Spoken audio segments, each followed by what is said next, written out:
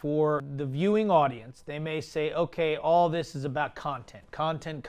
Why is that important? Why does Peachtree Corners need to have more of a presence out there? And well, there's a lot of reasons, but an easy example to use is Google. You know, when we want to search for something, oftentimes the first thing we do is Google it. Google does not have that some 1-800 number that you call or some email address that you email to say, hey, you know, here's accurate information about whatever it is you're talking about this. Right. And so given that we're new, there is things that when you Google do not come up either accurately or enough because we just don't have as much presence out there because we haven't been around as long.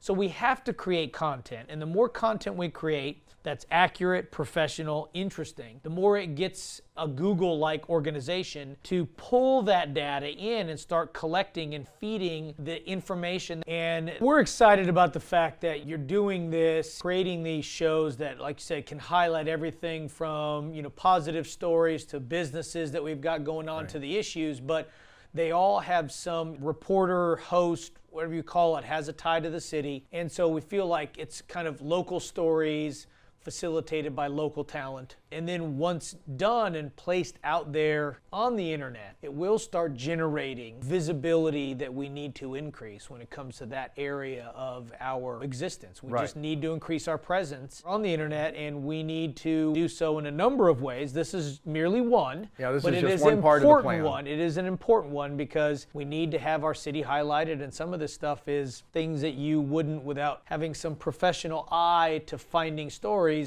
You know, in government, we don't have that professional eye. That's not what we're, you know, here for. There's lots of great stories to tell here. Both of those things together form the strategic marketing plan over the next 3 years that we have. Right. That's why it's important. It's not that we want to do this just because, oh, cool, look, you can see me on the internet. It has real world implications, and that's what mayor and council, that's what really resonated with them to say that is the plan that we want to execute.